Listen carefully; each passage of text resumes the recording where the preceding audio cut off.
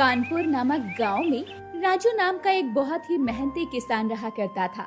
राजू अपने खेतों में गन्ने की खेती किया करता। राजू के खेतों के गन्ने बड़े ही स्वादिष्ट हुआ करते।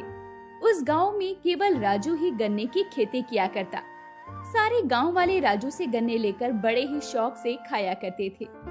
अरे राजू भैया, मुझे भी जरा 4 गन्ने दे दीजिए। मेरी पत्नी को आपके खेतों के गन्ने इतने पसंद हैं कि वो उनकी तारीफ करते नहीं थकती। सारा साल आपके खेतों के गन्ने का इंतजार करती है।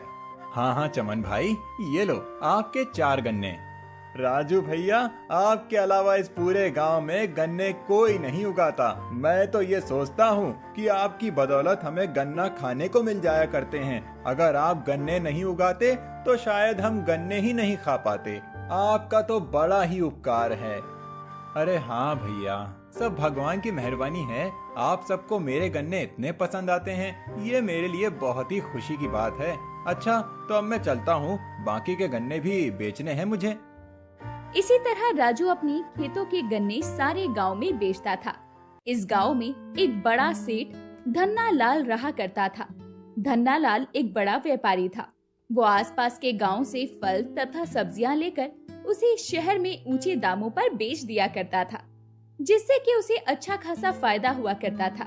राजू के खेतों के स्वादिष्ट गन्नों के बारे में जब धन्ना लाल सेठ को पता चला तो उसने सोचा, ये राजू तो सचमुच ही बड़े स्वादिष्ट गन्ने उगाता है और बड़े ही सस्ते दामों में गांव में बेच देता है, जिसकी कीमत शहर में 3 गुना हो सकती है।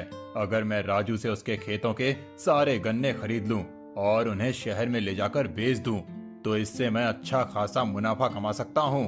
मुझे आज ही राजू के पास जाना चाहिए और उसके खेतों के सारे गन्ने खरीदने के बारे में बात करनी चाहिए। यही सोचकर धन्ना सेठ राजू के पास पहुंचा। सेठ ने देखा कि राजू अपने ठेले पर गन्ने रखकर बेचने के लिए जा रहा है। अरे राजू, ये क्या धूप में घूम घूम कर गन्ने बेचते हो तुम? मैं तुम्हारे गन्नों को बेचकर अच्छा मुनाफा कमाने का बहुत आसान तरीका बताता हूँ, जिससे कि तुम्हारे गन्ने भी बिक जाएंगे और तुम्हें धूप में घूम घूम कर इन्हें बेचना भी नहीं पड़ेगा। हाँ सेठ जी, अगर कोई ऐसा तरीका है तो मुझे बताइए। राजू, तुम्हें तो पता है कि मैं आसपास के सभी गांव के फल और सब्जियां खरीद कर उन्हें शहर में बेचता हूँ। अगर तुम चाहो तो मैं तुम्हारे सारे गन्ने एक साथ खरीद लेता हूँ। मैं तुम्हें उन गन्नों की कीमत दे दूंगा, उसके बाद तुम दूसरे गन्ने उगा सकते हो। इसी तरह हर बार तुम अपने गन्ने बेच दिया करना और मैं उन्हें शहर में बेच दिया करूंगा। बोलो राजू, क्या तुम्हें ये सौदा मंजूर है? हाँ हाँ सेठ जी, क्यों नहीं, इसमें भला क्या बुरा है। इस तरह मेरे गन्ने एक साथ बिक जाया करेंगे और मैं दूसरी फसल उगाने में लग जाऊंगा। तो ठीक है राजू, कल तुम अपने खेत के सारे गन्ने कटवाकर ट्रक में भरवा देना, मैं आकर उसे ले जाऊंगा। ठीक है सेठ जी। अगले दिन राजू ने अपने खेतों के सारे गन्ने काटकर सेठ के ट्रक में लदवा दिए और सेठ आया और राजू को पैसे देकर गन्ने लेकर चला गया। गांव वालों को जब इस बात की खबर हुई कि राजू ने सारे गन्ने सेठ धन्ना लाल को बेच दिए हैं, तो उन्हें बहुत बुरा लगा। एक दिन कुछ गांव वाले इकट्ठा होकर राजू के पास गए और बोले, राजू भैया, हमने सुना है कि आपने अपने खेत के सारे गन्ने धन्ना लाल सेठ को बेच दिए हैं। हाँ शीला दीदी, सेठ जी ने मुझे अच्छे पैसे दिए तो मैंने अपने गन्ने सेठ जी को बेच दिए। राजू भैया, गांव में केवल आप ही तो थे जो गन्ने उगाते थे। आपके खेतों के गन्ने खाकर हमें बहुत खुशी मिलती थी और आपके खेत के गन्ने हमें बहुत पसंद थे। लेकिन अब तो धन्ना सेठ गन्ने बहुत महंगे दे रहा है, इसीलिए हम में से कोई भी गन्ना नहीं खा पाएगा। अरे मुनिया, मैंने तो इस बारे में सोचा ही नहीं। कोई बात नहीं राजू भैया, इसमें आपकी भी क्या गलती है। आपको अच्छे पैसे मिले तो आपने बेच दिए। ज्यादा से ज्यादा क्या होगा, हम गन्ने नहीं खा पाएंगे, यही होगा ना। कोई बात नहीं। क्या मैं सचमुच कभी गन्ने नहीं खा पाऊंगा? पर मुझे तो गन्ने खाना है, वो गन्ने बड़े ही स्वादिष्ट थे। मोटू, तुम बहुत बोलते हो। चलो अब राजू भैया को ज्यादा परेशान मत करो। इसके बाद गांव के सभी लोग वहां से चले जाते हैं। गांव वालों की बात सुनकर राजू को बड़ा अफसोस होता है।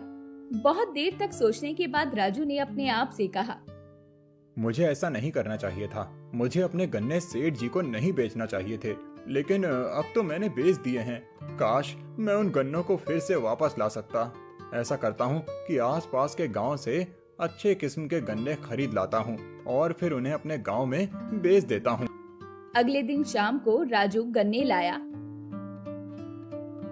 और उसे अपने घर में रखवा दिए और फिर खाना खाकर सो गया। सुबह राजू सोया ही था कि तभी धन्ना सेठ राजू के घर बड़े ही गुस्से में पहुंच गया और बोला, अरे राजू, ओ राजू, जरा बाहर तो आ।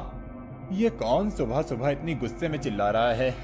राजू उठकर बाहर आता है तो देखता है कि धन्ना सेठ बड़े ही गुस्से में तिलमिलाया हुआ खड़ा था। क्या हुआ सेठ जी? सुबह सुबह आपका कैसे आना हुआ? राजू, तूने मेरे साथ धोखा किया है। कैसा धोखा सेठ जी? राजू, मैंने तुझे पूरी कीमत देकर गन्ने खरीदे थे। वो गन्ने मैंने अपने खेत में रखे थे और तू उन्हें चुरा कर अपने घर ले आया।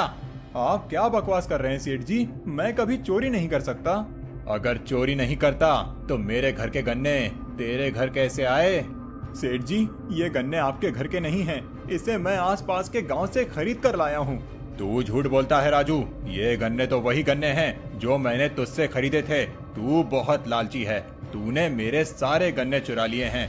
चल, या तो मुझे ये सारे गन्ने दे या फिर उसके पैसे दे। सेठ जी, मैंने आपके गन्ने नहीं चुराए हैं।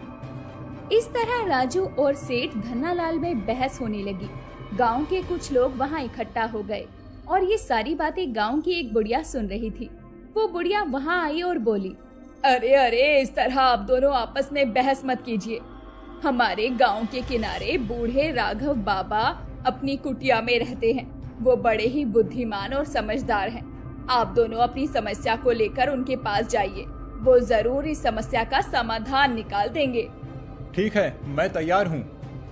अब राजू और सेठ धन्नालाल दोनों ही राघव बाबा की कुटिया में पहुँचते हैं और उन्हें सारी बातें बता देते हैं। राघव बाबा उन दोनों की सारी बातें सुनते हैं और फिर कहते हैं, मैंने आप लोगों की सारी बातें सुनी।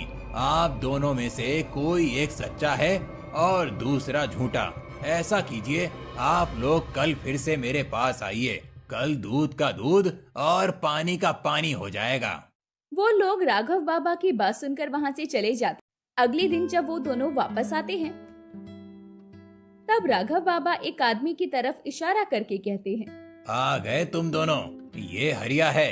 हरिया तंत्र मंत्र की विद्या जानता है। तुम दोनों में से झूठा कौन है और सच्चा कौन, ये अपने तंत्र मंत्र से आसानी से पता लगा सकता है। ये आप क्या कह रहे हैं बाबा? भला तंत्र मंत्र से भी कभी चोरों का पता लगाया जा सकता है?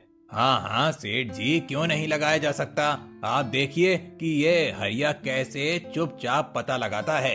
हरिया, तुम इन्हें बताओ कि इन्हें क्या करना है। जी बाबा। हरिया ने अपने झोले से 2 लड्डू निकाले और उसे आगे बढ़ाकर बोला, ये एक जादुई लड्डू है। इस लड्डू को खाने वाले ने अगर चोरी की होगी तो वो इसे खाते ही तड़पने लगेगा और थोड़ी ही देर में अगर उसने सच नहीं कहा तो वो मर भी सकता है। आप दोनों इस लड्डू को खाइए। राजू हरिया की बात सुनकर बहुत डर गया और उसने तुरंत ही कहा, अरे हरिया, ये तुम क्या कह रहे हो? भला लड्डू से भी ऐसा कुछ हो सकता है? मुझे तो ये लड्डू खाने से बड़ा ही डर लग रहा है। राजू, अगर तुमने चोरी नहीं की है तो तुम्हें कुछ नहीं होगा। इस लड्डू को खा लो। दोनों ने वो लड्डू ले लिए। राजू ने घबराते हुए उस लड्डू को खा लिया। थोड़ी ही देर बीती थी कि राजू तड़पने लगा। राजू को तड़पता देखकर धन्नालाल डर गया। तभी राघव बाबा बोले, इसका मतलब है कि तुमने चोरी की थी राजू। हाँ रघु बाबा, मैंने चोरी की थी, परंतु सेठ जी के घर पे नहीं, आसपास के गांव में चोरी की थी। कृपया मुझे माफ कर दीजिए और मुझे इस दर्द से बचा लीजिए। मैं मरना नहीं चाहता। हरिया ने दूसरा लड्डू खिलाया और वो ठीक हो गया। ये सब देखकर धन्ना सेठ बहुत ज्यादा डर गया। उसने अपना लड्डू जमीन पर फेंक दिया और वो राघव बाबा से बोला, नहीं नहीं, मैं ये लड्डू नहीं खा सकता। मैं सच बताता हूँ, राजू ने गन्ने नहीं चुराए। ये सुनकर सभी लोग हैरानी से धन्ना सेठ की तरफ देखने लगे। तभी राघव बाबा बोले, तो ठीक है सेठ जी, आप बताइए कि वो गन्ने जो आपने राजू से खरीदे थे वो कहाँ गए और आपने राजू पर चोरी का इल्जाम क्यों लगाया? राजू के गन्ने बड़े ही स्वादिष्ट और अच्छे किस्म के गन्ने थे। मैंने सोचा था कि राजू से सारे गन्ने खरीदकर शहर में ऊंचे दामों में बेचूंगा, और ये सोचकर मैंने राजू के सारे गन्ने खरीद लिए।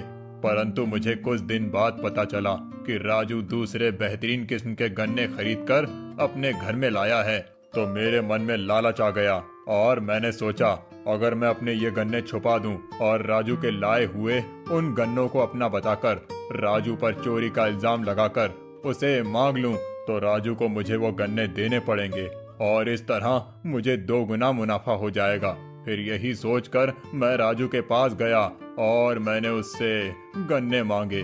मेरा सारा प्लान ठीक हो गया था, परंतु हरिया के जादुई लड्डू ने सब कुछ गड़बड़ कर दिया। सेठ धन्नालाल की बात सुनकर राघव बाबा हंसने लगे और बोले, सेठ जी, वो लड्डू जादुई नहीं था और ना ही हरिया को किसी तरह का कोई तंत्र मंत्र आता है। सेठ राघव बाबा की ये बात सुनकर चौंक गया। फिर राघव बाबा ने आगे बताया, जब तुम दोनों मेरे पास आए तो तुम्हारे चेहरे की घबराहट को देखकर मैं समझ गया था कि तुम झूठ बोल रहे हो, परंतु इस बात का कोई भी सबूत मेरे पास नहीं था और इसीलिए मैंने तुम दोनों को अगले दिन आने को कहा। फिर तुम्हारे जाने के बाद मैंने राजू और हरिया को बुलाया और उन दोनों को ऐसा नाटक करने को कहा जो उन दोनों ने अभी तुम्हारे सामने किया, जिससे कि दूध का दूध और पानी का पानी हो गया। रघु बाबा, आप सचमुच बहुत ही बुद्धिमान हैं। लोग आपकी तारीफ ऐसे ही नहीं करते। मुझे तो धन्ना सेठ ने बहुत ही बुरी तरह से फंसा दिया था। अगर आप नहीं होते तो मैं अपने आप को बेकसूर साबित नहीं कर पाता और मुझे सेठ जी को ये गन्ने भी देने पड़ जाते। मैं आपका एहसान जीवन भर याद रखूंगा। रघु बाबा, मुझे माफ कर दीजिए, मैं लालच में आ गया था। मैं आपसे वादा करता हूँ कि मैं जीवन में अब कभी भी लालच नहीं करूंगा। और इस तरह राघव बाबा की बुद्धिमानी और चतुराई ने असली चोर को पकड़ लिया।